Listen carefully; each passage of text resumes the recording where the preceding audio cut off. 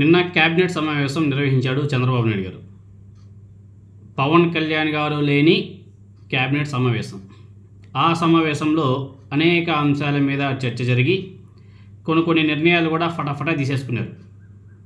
కానీ ఆ కేబినెట్ మీటింగ్లో పవన్ కళ్యాణ్ గారు లేరు. భలే తప్పించుకుంటుంటాడు పవన్ కళ్యాణ్ గారు. ఎప్పుడైతే మేజర్ పాయింట్స్ ఉంటాయో, కీలక నిర్ణయాలు తీసుకునే సమయంలో పవన్ కళ్యాణ్ గారు సింపుల్గా జంపుకు జపాంక్ అయిపోతాడు.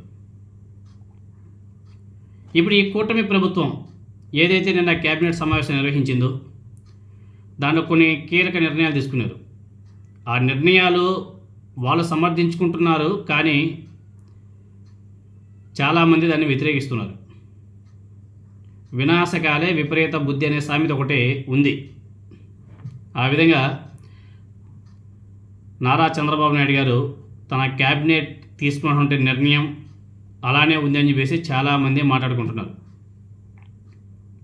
సీఎం చంద్రబాబు నాయుడు గారి అధ్యక్షతన క్యాబినెట్ భేటీ జరిగింది. ఈ సమావేశంలో సుమారు 42 అంశాల మీద నిర్ణయాలు కూడా తీసుకున్నారు.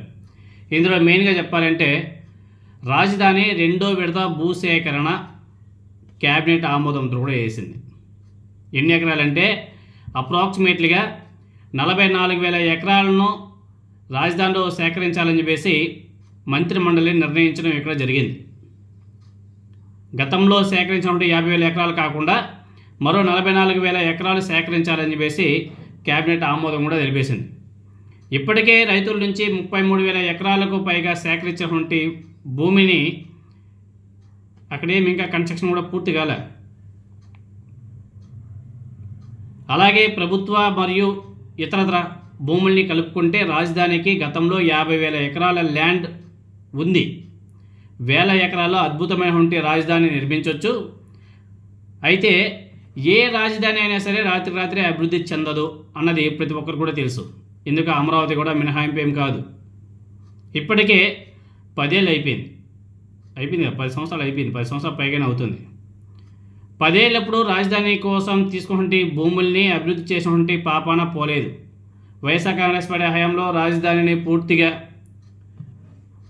ఆల్మోస్ట్ సైడ్ పడేశారు. ఎందుకంటే వాళ్ళు విశాఖపట్నం రాజధానిగా పెట్టుకోవాలని చెప్పేసి వాళ్ళు నిర్ణయించుకొని రాజధాని అన్న మాటని పక్కన పడేశారు.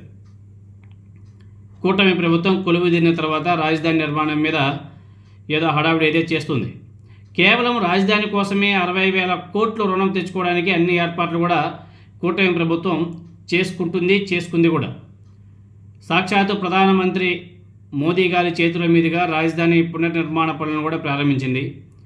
ఇంతవరకు అంతా సానుకూలతే అనేసి కూటమి నేతలంతా కూడా భావించారు.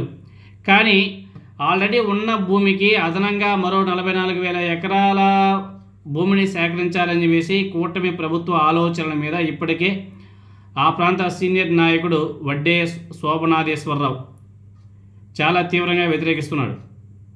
ఎట్టి పరిస్థితుల్లోనూ రెండో విడత ప్రభుత్వానికి భూములు ఇవ్వద్దని చెప్పేసి రైతులకు ఆయన చేతులెత్తి మరీ మొక్కుతూ పెద్ద ఎత్తున ప్రచారం కూడా చేస్తున్న సంగతి మన అందరికీ కూడా తెలిసిందే.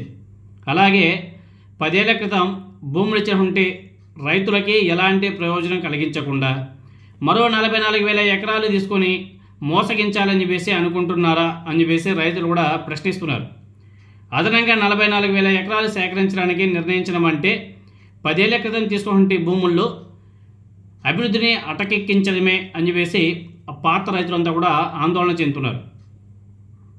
ఏ ప్రాంతంలో అయితే కూటమి బలంగా ఉందో అలాంటి చోటే రాజధానికి మరో 44,000 ఎకరాలు సేకరించాలనే నిర్ణయంతో ఇప్పుడు అక్కడంతా కూడా తీవ్ర వ్యతిరేకత వ్యక్తమవుతుందంట. ఎందుకంటే వేలాది ఎకరాల భూమితో ప్రభుత్వ పెద్దలు రియల్ ఎస్టేట్ వ్యాపారం చేసుకోవాలని చెప్పేసి ఒక పెద్ద కుట్ర చేస్తున్నారు. అలాగే తమ వాళ్ళకు కట్టబెట్టాలనే ఎత్తుగడ కూడా వేశారు. గన్నవరం విమానాశ్రయం ఉండగా సమీపంలో మరో అంతర్జాతీయ విమానాశ్రయం అని చెప్పేసి కట్టాలని చెప్పేసి భూసేకరణ చేయడం ఏమిటి అని చెప్పేసి తెలుగుదేశం పార్టీ మాజీ మంత్రి ఆయన మాట్లాడడం కూడా జరిగింది. శోభా నాగేశ్వరరావు గారు, ఆయన కూడా రాజధాని ప్రాంతానికి సంబంధించినటువంటి నాయకుడే. అలాగే ఇక్కడ గమ్మత్ ఏమంటే రైల్వే స్టేషన్కి స్పోర్ట్స్ సిటీ పేరుతో వేలాది ఎకరాలని తీసుకోవాలనే ప్రభుత్వ ఆలోచనని ఆ ప్రాంత వాసులే తప్పుపడుతున్నారు. ఇవేవి కూడా పరిగణలోకి తీసుకోకుండానే ప్రభుత్వం మొండిగా పోతుందన్న వాదన కూడా గట్టిగా వినబడుతుంది.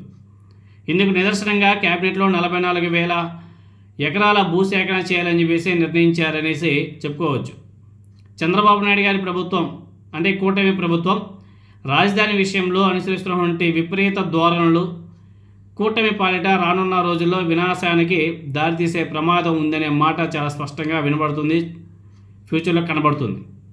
ఏం జరిగినా కూటమి ప్రభుత్వ స్వయం కృపరాధం అనేసి కూడా చెప్పుకోవచ్చు.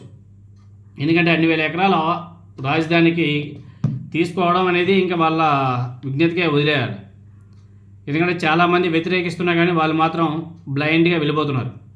మరి చూడాలా దీని మీద ముందు వ్యవహారం ఏ విధంగా ఉంటుంది అనేది.